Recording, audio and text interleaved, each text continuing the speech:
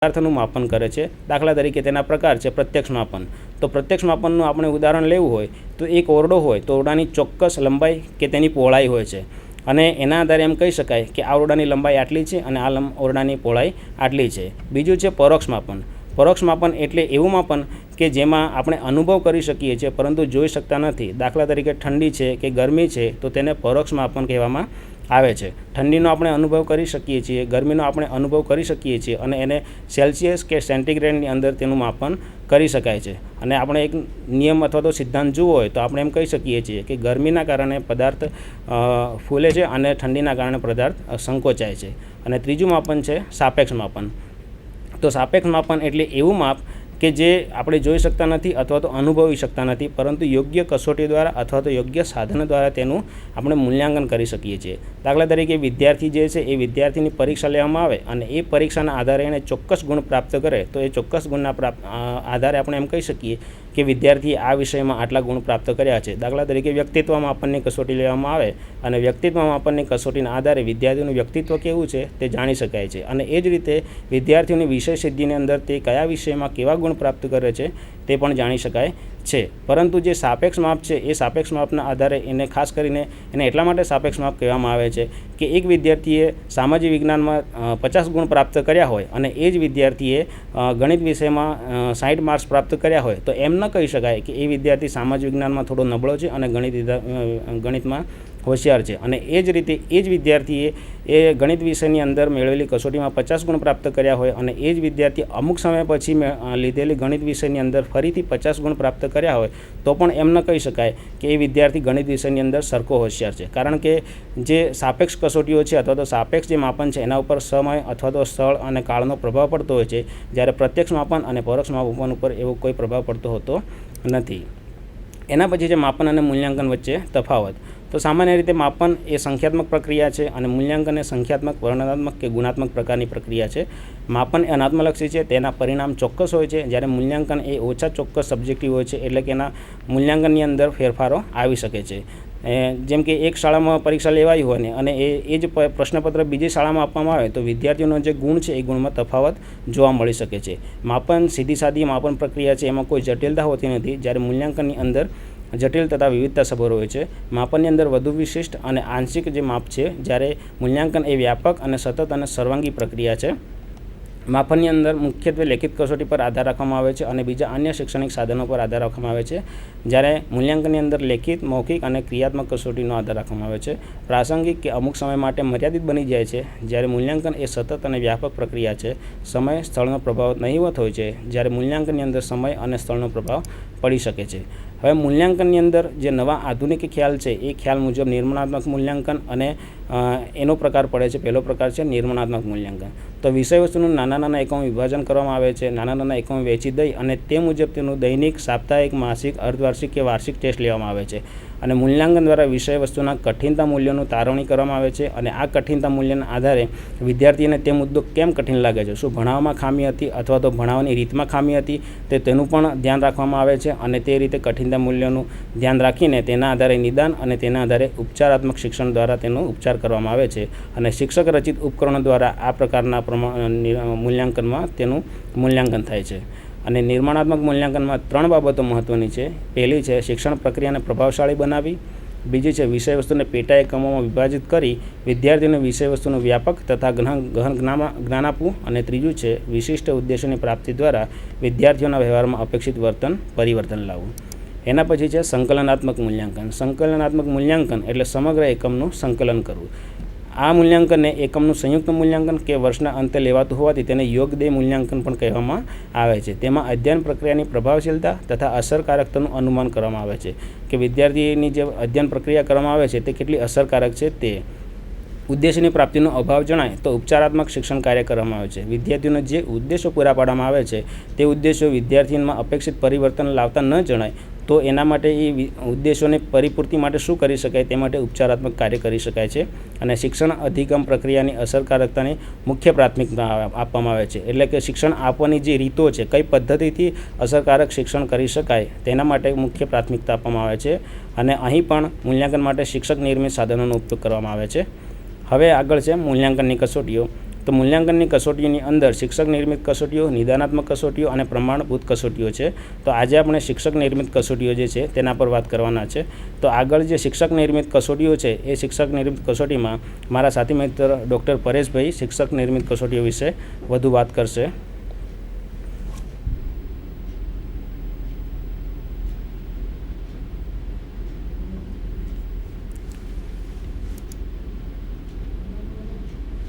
નમસ્તે દર્શક મિત્રો, આજે આપણે શિક્ષક નિર્મિત કસોટી વિશે વાત કરીશું. ઔપચારિક મૂલ્યાંકનની અંદર આપણે જે પરીક્ષા લેતા હોઈએ છીએ તો પરીક્ષાની અંદર જે કસોટીઓની રચના કરવામાં આવે છે એના આધારિત એ કેવા પ્રકારની હોય છે એની આપણે ચર્ચા કરવાની હોય છે. તો શિક્ષક નિર્મિત કસોટી એટલે કે શાળા મહાશાળાઓમાં, કોલેજોમાં વગેરે જગ્યાએ જે શિક્ષક દ્વારા કસોટી વિવિધ પ્રશ્નોના પ્રકારના સ્વરૂપના આધારે રચવામાં આવે છે એને આપણે શિક્ષક નિર્મિત કસોટી કહીએ છીએ. આ શિક્ષક નિર્મિત કસોટી છે એનો અજમાયશ હોતી નથી, એનો તારવણી મૂલ્ય કે એનું કઠિનતા મૂલ્ય નિશ્ચિત હોતું નથી. એટલા માટે આ શિક્ષક નિર્મિત કસોટીની રચના કરવી એ એક કલા છે એમ આપણે કહી શકીશું. તો આ શિક્ષક નિર્મિત કસોટી એક કલા પણ છે, એની સાથે સાથે એક કૌશલ પણ છે કે એક સ્કિલ પણ છે કે જેના આધારે આપણે એક સારી શિક્ષક નિર્મિત કસોટીની રચના કરી શકીએ છીએ. આ કસોટીની રચનાને તેના પ્રશ્નના પ્રકારોને આધારે આપણે 3 ભાગમાં વહેંચણી કરીએ છીએ. પહેલાં છે નિબંધ પ્રકારની કસોટી, બીજા ટૂંકા ઉત્તર ધરાવતી કસોટી અને ત્રીજો એ અનાત્મલક્ષી પ્રકારની કસોટી છે. તો આજે આપણે આ 3 પ્રકારના ઔપચારિક મૂલ્યાંકનની અંદર જે પરીક્ષણનો સમાવેશ થાય છે એની અંતર્ગત આ 3 પ્રકારો વિશે વિશેષ ચર્ચા કરીશું. તો સૌપ્રથમ પહેલાં આપણે જોઈશું નિબંધ પ્રકારના પ્રશ્નો ધરાવતી કસોટી. તો આ નિબંધ પ્રકારના પ્રશ્નો છે એને રચના કરતી વખતે જે ધ્યાનમાં રાખવાની બાબતો છે કે કોઈ ચોક્કસ હેતુને ધ્યાનમાં રાખીને પ્રશ્નની રચના કરવી જોઈએ. પ્રશ્નના રચના કરતી વખતે એનો હેતુ છે એ સ્પષ્ટ હોવો જોઈએ. જેમ કે એનો લેખિત અભિવ્યક્તિનો વિકાસ થવો, એની તાર્કિક રીતે વિકાસ થાય, વિદ્યાર્થી પ્રશ્નને સમજી શકે અને એનું સંશ્લેષણ, વિશ્લેષણ અને મૂલ્યાંકન કરી શકે. તો આવા કોઈપણ હેતુને આધારે નિબંધ પ્રકારના પ્રશ્નોની રચના કરવી જોઈએ. બીજી બાબત છે કે પ્રશ્નોના ઉત્તરનો વિષયની દ્રષ્ટિએ ગુણાંકન કરવું જોઈએ. ભાષા વસ્તુ માટે અલગ ગુણ આપી શકાય. પ્રશ્નોનું જે ગુણાંકન થતું હોય છે એમાં વિષય વસ્તુને ખાસ પ્રાધાન્ય આપવું જોઈએ. ઘણીવાર ભાષા વસ્તુને ધ્યાનમાં રાખતા વિષય વસ્તુને આધારે ગુણ નક્કી થતા હોતા નથી. આ જે નિબંધ પ્રકારના પ્રશ્નો છે એમાં મહત્ત્વની બાબત છે કે એ પ્રશ્નો વિચાર પ્રેરક પ્રશ્નો હોવા જોઈએ. વિચાર પ્રેરક પ્રશ્નો એટલે મિત્રો કે જે પ્રશ્ન પૂછવાથી સ્મરણ શક્તિનો ઉપયોગ ન થાય, સ્મૃતિનો ઉપયોગ ન થાય, પરંતુ એનું સક્રિય રહે અને એ રીતે પ્રશ્ન પૂછાય એને વિચાર પ્રેરક પ્રશ્ન છે. આના માટેના ક્રિયાપદો છે શું, શા માટે, શાથી, કારણ કે, સવિસ્તાર જણાવો, સમજાવો. આ બધા ક્રિયાપદોનો ઉપયોગ થાય ત્યારે આપણે એમ કહી શકીશું કે આ પ્રશ્નો એ વિચાર પ્રેરક પ્રશ્નો છે. તો આ વિચાર પ્રેરક પ્રશ્નો માટે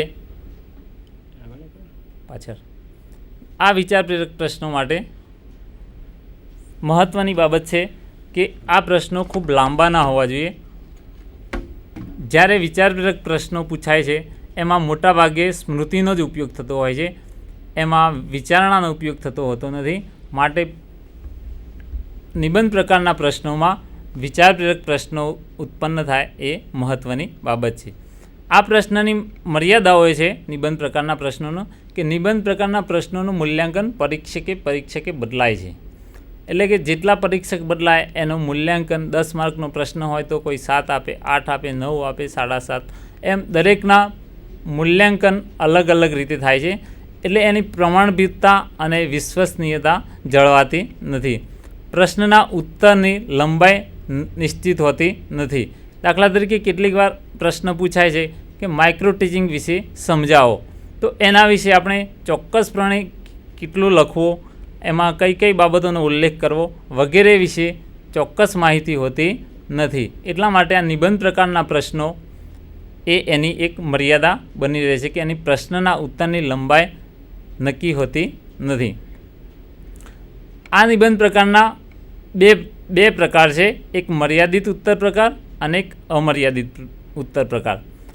દાખલા તરીકે મર્યાદિત ઉત્તર પ્રકારમાં છે ખતુડેસીનું શબ્દચિત્ર 150 શબ્દોમાં વર્ણવો. તો આમાં સ્પષ્ટ થઈ જાય છે કે આ શબ્દચિત્ર 150 શબ્દોમાં જ વર્ણવવાનું છે.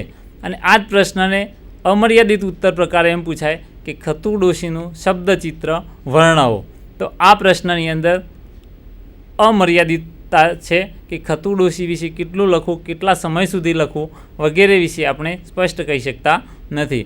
એટલે કે આ નિબંધ પ્રકારના પ્રશ્નો દ્વારા આપણે તર્કશક્તિ, લેખિત અભિવ્યક્તિ વગેરે આપણે જાણી શકીએ છીએ, પણ છતાં પણ આ બધી મર્યાદાઓને કારણે કેટલીક વાર નિબંધ પ્રકારના પ્રશ્નો સારી રીતે રજૂ થતા નથી. હવે આપણે બીજો પ્રકાર જોઈશું, ટૂંકા ઉત્તર પ્રકાર કસોટી.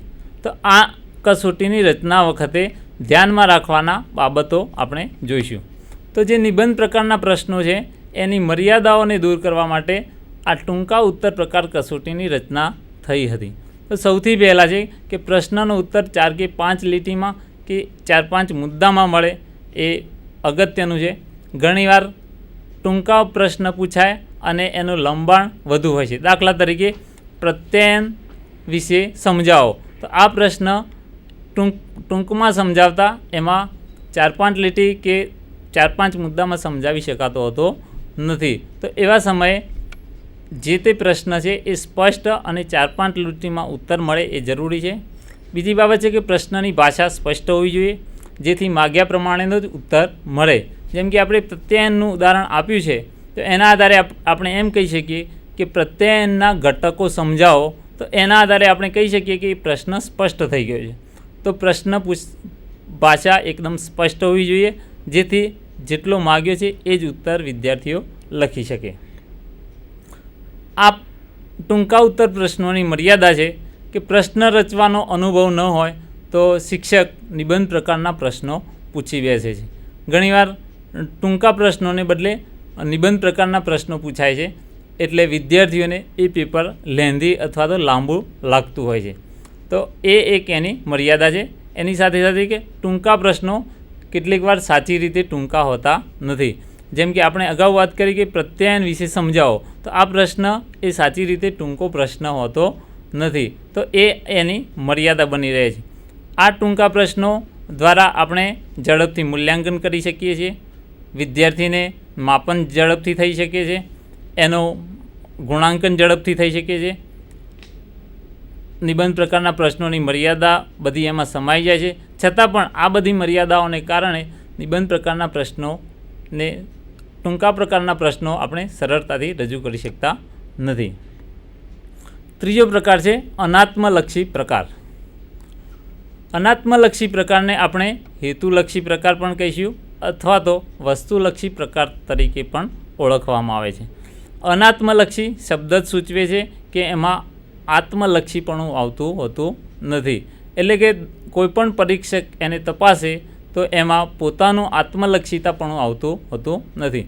નિબંધ પ્રકારના પ્રશ્નો આત્મલક્ષી પ્રશ્નો છે, ટૂંકા પ્રશ્નો આત્મલક્ષી પ્રશ્નો છે કે પરીક્ષકનો એમાં આત્મલક્ષીતાપણું આવી જાય છે. જ્યારે અનાત્મલક્ષી પ્રશ્ન કોઈપણ પરીક્ષક તપાસે તો એમાં કોઈ પણ ફરક પડતો નથી. તો આ પ્રકારના પ્રશ્નોનો ઉપયોગ સર્વપ્રથમ અંગ્રેજ શિક્ષક જ્યોર્જ ફિશરે કર્યો હતો અને જે રાઈસે એનો પછી વિસ્તારથી ઉપયોગ કર્યો હતો. આ પ્રશ્નોની ઉપયોગિતા એ છે કે મોટાભાગના હેતુઓનું મૂલ્યાંકન શક્ય બને છે. જેમ કે આપણે જ્ઞાન, સમજ, ઉપયોજન, કૌશલ્ય આ તમામ હેતુઓને અને શિક્ષણના જે વિવિધ હેતુઓ છે એ દરેકનું મૂલ્યાંકન કરવાનું કાર્ય એ અનાત્મલક્ષી પ્રકારના પ્રશ્નો દ્વારા થઈ શકે છે. આ અનાત્મલક્ષી પ્રશ્નોના જવાબ નિશ્ચિત હોવાથી એની વિશ્વસનીયતા, પ્રમાણભૂતતા, એની શાસ્ત્રીયતા અને સાનુકૂળતા જળવાઈ રહે છે. એટલે કે વિશ્વસનીય એટલે કે જે પ્રશ્ન અને જે મૂલ્યાંકન આપણે કરવા માગીએ છીએ એ થઈ શકે છે. પ્રમાણભૂતતા પણ જળવાય છે અને સાનુકૂળ રીતે એટલે કે ઝડપથી જોઈ પણ શકાય છે અને એનું મૂલ્યાંકન પણ યોગ્ય રીતે કરી શકાય છે. ગુણાંકનમાં એકરૂપતા રહે છે એટલે કે પરીક્ષક ગમે તે હોય છતાં પણ એને ચકાસણી એ એકરૂપ જ આવે છે, બદલાતી હોતી નથી. જે નિબંધ પ્રકારના પ્રશ્નની મર્યાદા છે એ અહીંયા દૂર થાય છે. વિષય ન જાણનાર વ્યક્તિ પણ ચકાસણી કરી શકે છે.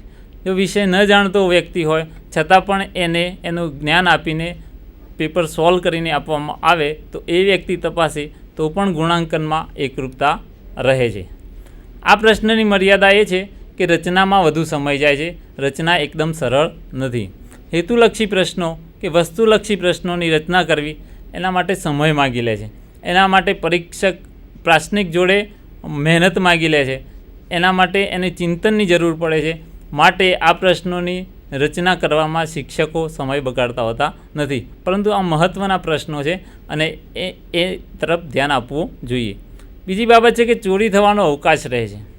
આપણા ઘણા બધા કિસ્સા છે કે ખાલી જગ્યાઓ જોડકા કે અનાત્મલક્ષી પ્રકારના પ્રશ્નો છે એ આખા વર્ગને લખાવી દેવાના કિસ્સા પણ આપણા શિક્ષણ જગતમાં બનતા હોય છે.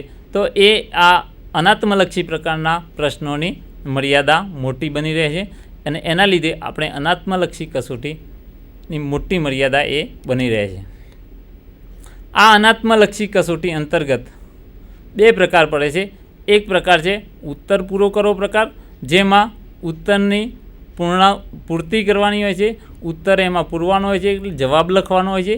જ્યારે બીજો પ્રકાર છે ઉત્તર ઓળખ પ્રકાર, જેમાં જવાબ આપેલો જ હોય છે અને એમાંથી આપણે જવાબ શોધીને લખવાનો હોય છે. તો આ ઉત્તર પૂરો કરો પ્રકારની અંતર્ગત પહેલો પ્રકાર છે સંબંધ ઘટાયક પ્રકાર. સંબંધ ઘટાયક પ્રકારમાં એનો શબ્દ સૂચવે છે એ પ્રમાણે કે એક સંબંધ સૂચવેલો હોય છે અને એના આધારે એનું એક ઉદાહરણ આપેલું હોય છે અને એના આધારે બીજો શબ્દ અથવા તો બે શબ્દો આપેલા હોય, એના આધારે ત્રીજો શબ્દ મૂકેલો હોય અને ચોથો શબ્દ એમાં પૂરવાનો હોય, અથવા તો ત્રીજો શબ્દની ખાલી જગ્યા આપવામાં આવી હોય અને ચોથો શબ્દ આપેલો હોય તો એ ખાલી જગ્યામાં એ શબ્દનો જોડ પૂરવાની હોય છે. અહીંયા એક શબ્દ છે કે વૃક્ષ, તો જંગલ છે, તો ખાલી જગ્યા તો છોડ. તો એમાં આપણે એમ કહીશું કે વૃક્ષ એ જંગલનો એક ભાગ છે, તો પુષ્પ એ પણ એક છોડનો ભાગ છે એમ કહી શકાય. તો આ પ્રકારની સંબંધ ઘટાયક પ્રકારની કસોટીઓ એ પણ એક મહત્ત્વની બની રહે છે.